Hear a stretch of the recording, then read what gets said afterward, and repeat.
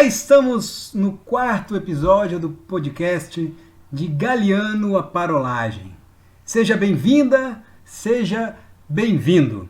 Eduardo Galiano é o autor homenageado e que fundamenta esse podcast onde, a partir de um trecho de sua obra, batemos um papo a respeito do tema apresentado pelo autor. Digo, batemos um papo porque não faço isso sozinho. A conversa rola na telecompanhia de Lenine Silva, um amigão que reside em Florianópolis e que alimenta a tagarelice por aqui comigo, Eduardo Silva. Sobre o texto de hoje, assim como os demais textos desta temporada, ele integra a obra Futebol ao Sol e à Sombra.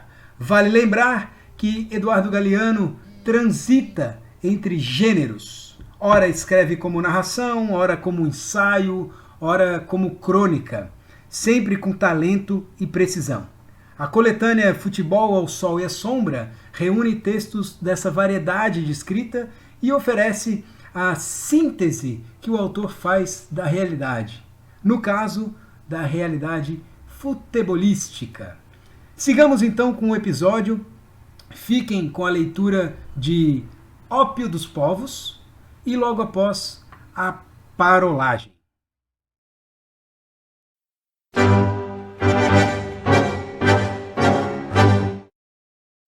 O ópio dos povos? Em que o futebol se parece com Deus? Na devoção que desperta em muitos crentes e na desconfiança que desperta em muitos intelectuais. Em 1880, em Londres, Rudyard Kipling desdenhou o futebol e as, abre aspas, almas pequenas que podem ser saciadas pelos enlameados idiotas que jogam, fecha aspas. Um século depois, em Buenos Aires, Jorge Luiz Borges foi mais sutil. Proferiu uma conferência sobre o tema da imortalidade no mesmo dia e na mesma hora em que a seleção argentina estava disputando sua primeira partida na Copa de 78. O desprezo de muitos intelectuais conservadores se baseia na certeza de que a idolatria da bola é a superstição que o povo merece. Possuída pelo futebol, a plebe pensa com os pés, como corresponde, e nesse gozo subalterno se realiza. O instinto animal se impõe à razão humana. A ignorância esmaga a cultura e assim a ralé tem o que quer. Por outro lado, muitos intelectuais de esquerda desqualificam o futebol porque castra as massas e desvia sua energia revolucionária.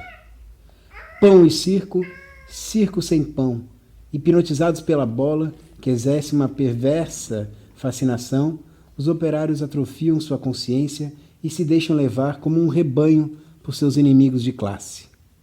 Quando o futebol deixou de ser coisas de ingleses e de ricos, no Rio da Prata nasceram os primeiros clubes populares, organizados nas oficinas das estradas de ferro e nos estaleiros dos portos.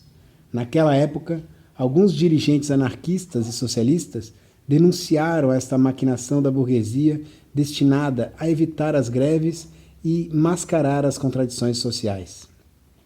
A difusão do futebol no mundo era o resultado de uma manobra imperialista para manter os povos reduzidos à idade infantil, para sempre. No entanto, o time argentino júnior nasceu chamando-se Clube Mártires de Chicago, em homenagem aos operários anarquistas enforcados num 1º de maio, e foi um 1º de maio o dia escolhido para fundar o Clube Chacarita, batizado numa biblioteca anarquista de Buenos Aires. Naqueles primeiros anos do século, não faltaram intelectuais de esquerda que celebraram o futebol em vez de repudiá-lo como anestesia da consciência. Entre eles, o marxista italiano Antonio Gramsci, que elogiou, abre aspas, este reino da lealdade humana exercida ao ar livre, fecha aspas.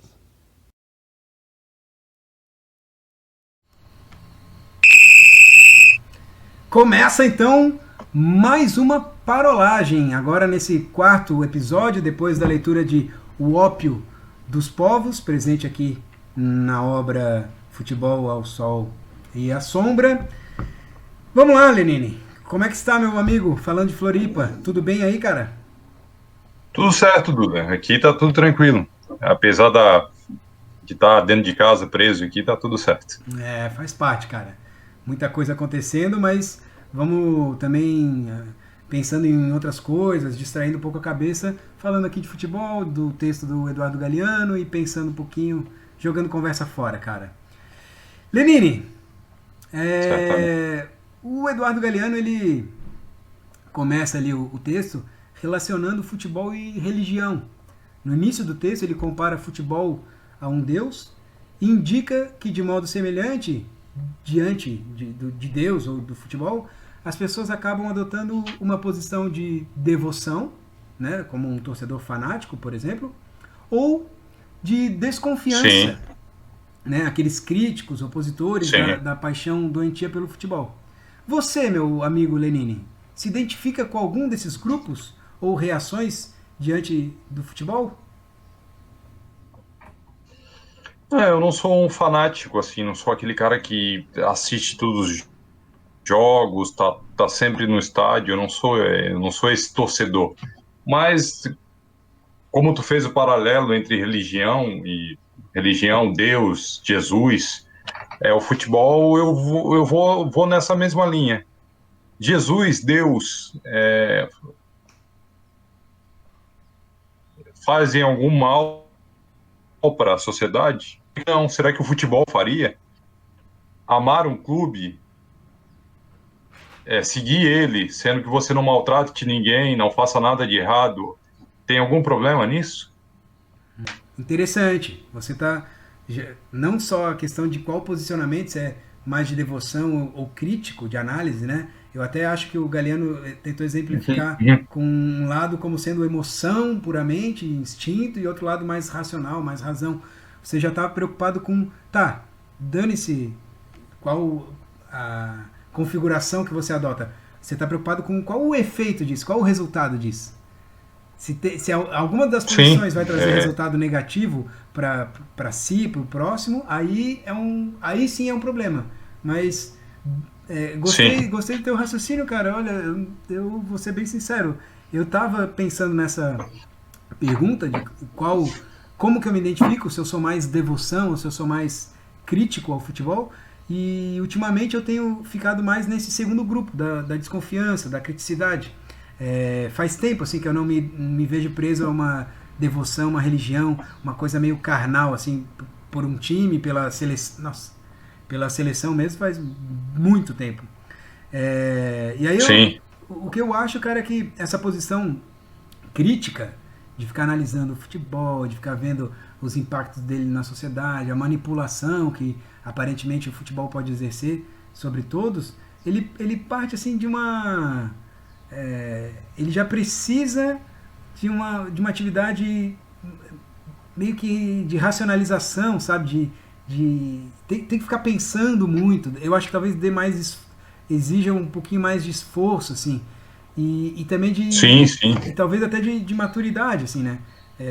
Você não vai ver sim, talvez sim, uma criança ou um jovem parando e filosofando demais o futebol. Ele vai curtir uhum, de um jeito mais corporal, né? Presente assim na sua paixão mesmo.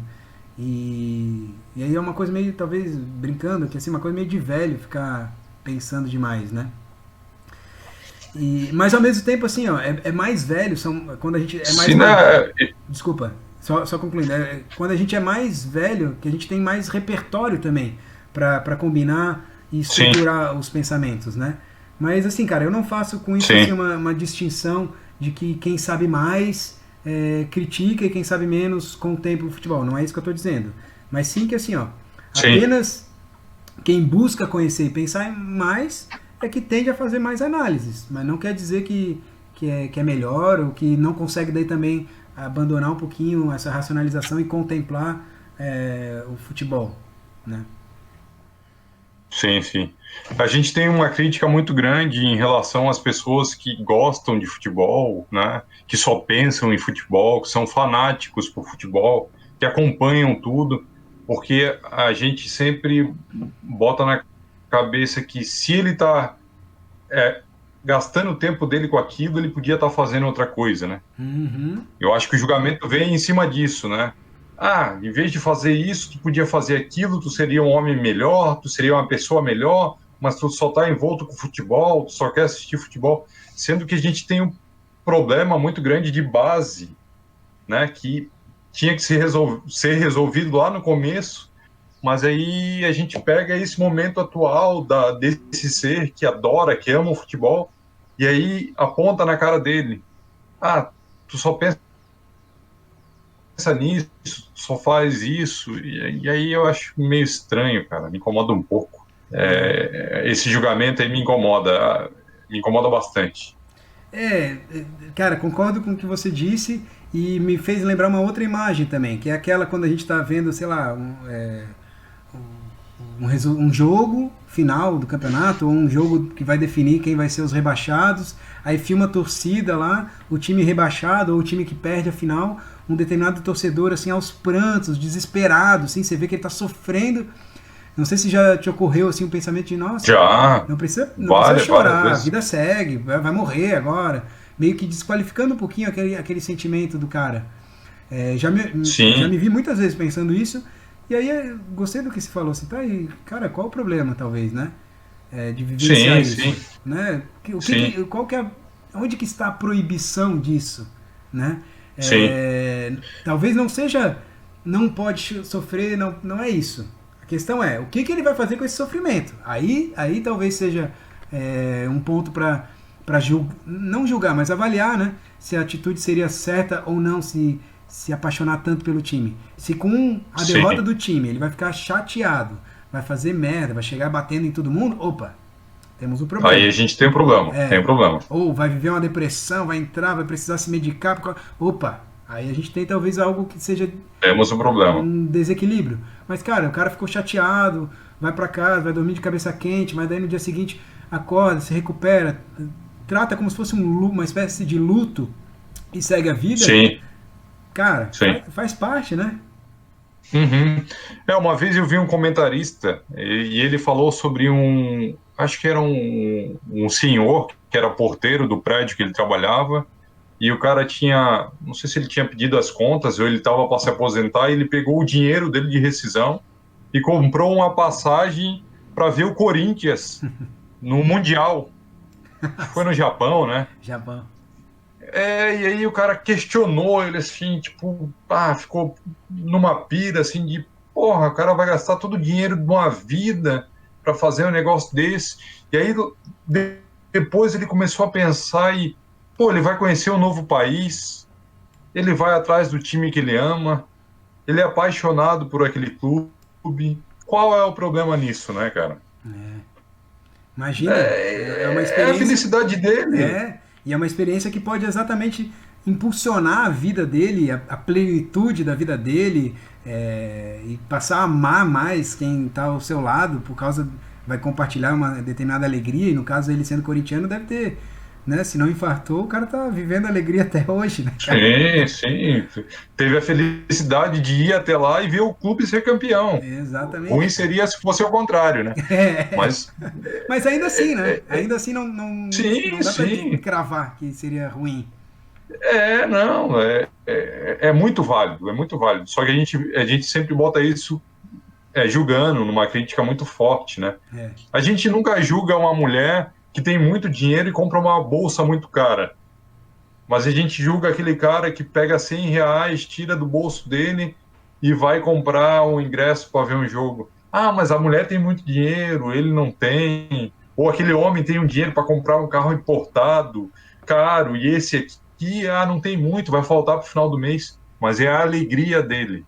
Para ele é importante. Ele vai lá, pega os R$ 100 e vai ver o jogo dele. Que é caro pra cacete já. Já foi um esporte de pessoas simples e que hoje não é mais, né? Exatamente. É assim, ó, a gente não julga, vírgula, né? A gente julga o tempo todo. Infelizmente, a gente não aprendeu essa A gente, lição. No final a gente julga todo mundo, né? o tempo todo, infelizmente. Mas quem sabe a gente melhora um Acabei dia, de né? julgar aqui, né? Quem sabe a gente melhora um dia. Ô Lemani, Sim. vou puxar um pouquinho algumas coisas do texto aqui, cara, que eu acho que são legais, assim, ó, só vamos deixar marcado aqui essa leitura. Bom, o Galeano, ele tá provocando, tá fazendo a gente pensar o quanto que o futebol não acaba sendo uma ferramenta de manipulação das massas, de anestesia da força da população, mais ou menos aquela política de pão e circo, né? Você oferece o pão, o circo e tá tudo dominado, tá tudo tranquilo. E aí ele faz ele discorre, ele fala, separa ali um grupo mais conservador que desqualifica realmente a grande massa, a população, trata como sendo ignorantes e para esses ignorantes o futebol sacia uma parte do instinto que essas pessoas teriam, né? Então é isso. Tem um outro pessoal que o Galeano aponta como sendo os intelectuais de esquerda, que veem o futebol com um artifício para acabar anestesiando a força revolucionária que as massas teriam. Enfim, ele discorre um pouquinho sobre isso no texto, mas queria destacar aqui uma outra coisinha para a gente bater o papo. Ó. Contra a ideia de que o futebol... Contrário, né? A ideia de que o futebol nasceu e foi difundido para a dominação do povo, o Galeano lembra também que o próprio povo se apropriou do esporte. Então, ao invés de a gente só ficar falando que o futebol é usado para dominar o povo, o futebol domina o povo, o futebol anestesia o povo, vamos lembrar que o povo também se apropria disso e cria a sua cultura, a sua experiência do futebol. E aí ele exemplifica com a criação de clubes que nasceram das massas, como é o caso do Argentinos Júniors, que ele citou no texto. Né? O Galeano ele destaca que mesmo os mais críticos, preocupados com as dinâmicas sociais, também, em algum momento, analisam outras dimensões do jogo, do fenômeno futebol. Eles passam a falar de aspectos históricos, simbólicos, mas também de elementos místicos, superstição, aí a gente pode entrar até nas análises técnicas, táticas, das jogadas, das performances, dos jogadores, das transações, ou seja, é um fenômeno que tem análises múltiplas, são múltiplas facetas e que demonstram que o futebol, aqui eu vou parodiar o título de um outro podcast, é muito mais do que futebol, né? Ele é muito maior do que simplesmente uma modalidade esportiva, ele é uma experiência social, ele tem muitos aspectos. Então, falar que domina só o povo, ok, deve ter essa perspectiva e é possível de fazer ótimas reflexões e críticas, mas é muito mais do que isso, cara, é a experiência, é o sentimento de cada um que está ali presente, é a economia girando, é a exploração, é violência de gênero, violência racial, violência de tudo quanto é forma, infelizmente, ainda, mas, cara, é cultura, é alegria, é música, é canto, é ritmo, é esporte, é vida, é futebol. Sim, sim. E assim, quando você está do lado de alguém, não importa a classe social dela, e o time está jogando e o cara está torcendo pro teu time e os dois são torcedores, sai um gol, você abraça, você pula, você faz festa, não importa, a gente não olha a classe social, não olha nada, a gente só comemora aquela emoção de ver o time ganhando, sendo campeão, é isso. Acaba essa guerra de classes, eu acho. Ou começa também. Vamos relativizar. Ou começa também, ou se manifesta, que seja, cara. Eu acho que a pergunta que dá título ao capítulo, se é ópio para os povos, cara, depois de ler e pensar um pouquinho, eu responderia sim, é ópio para os povos. Não é ópio para os povos. Talvez seja. Mais em cima do muro do que isso é difícil. É bastante em cima do muro. É difícil de responder, né? Não é tão preciso isso, né, cara? E até pensando assim, ó, no ópio, né, como um narcótico lá, derivado da semente de papoula, que tem poder hipnótico, de euforia, né, gera euforia em quem consome, nós também podemos pensar no futebol dessa forma. E aí ele seria realmente um ópio, porque ele causa euforia, ele hipnotiza, a pessoa fica às vezes tão presa, né, imagina aquela cena clássica, alguém assistindo futebol na televisão e outra pessoa do lado conversando e a pessoa não consegue prestar atenção na conversa e quem está conversando chama atenção, pô, larga esse futebol, desliga essa TV, olha para cá, porque o cara está hipnotizado, né? Ou seja, Sim. nesse sentido, sim, é um ópio.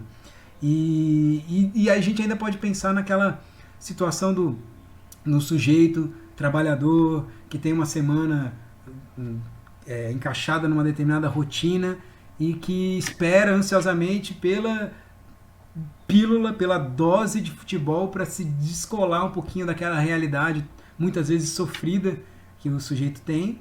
E o futebol é o momento de prazer, é o ópio que dá um alívio e o cara segue a sua vida. É ideal isso? Talvez não, mas ao mesmo tempo que é ruim o cara depender do futebol para ter essa alegria, ao mesmo tempo que é triste, mas que bom que ele ao menos tem essa alegria. Pior seria não dispor nem disso, né? Sim. E nessa época deve ter muita gente morrendo, né? Não de coronavírus, mas sim por falta de futebol. Falta do futebol. Falta de futebol. A galera deve estar muito desesperado. Quem é viciado, quem tem esse fanatismo deve estar muito doido dentro de casa, porque não tem mais futebol. Aí a dica fica sendo os podcasts, tratando do Isso. tema. Ou uma coisa que a gente já falou aqui, vai pro videogame e vivencia as partidas, né? Não, a Globo vai reprisar jogos. Eu vi alguma notícia da Copa do Mundo. Vai reprisar isso, vai reprisar a vitória do Brasil em cima da Alemanha na Copa de 2002, eu acho que é. Isso. Vai reprisar agora na quarta-feira. Aí, ó. Eu quero ver se a Globo vai reprisar o 7-1. Cara, esse aí é só abrir o jornal diariamente e você tá vendo ali a goleada que a gente continua tomando. Todo dia um 7-1 diferente, já diria É verdade. as redes sociais. Lenine, tamo de parolagem por hoje então, cara? Tamo de parolagem por hoje. Maravilha, cara. É isso aí. Obrigado pela conversa. Valeu por aqueles que Eu que agradeço. Aqueles que nos escutam. E em breve, mais um episódio de Galiano até esta parolagem. Um abraço, meu amigo. Um abração, Duda. Até.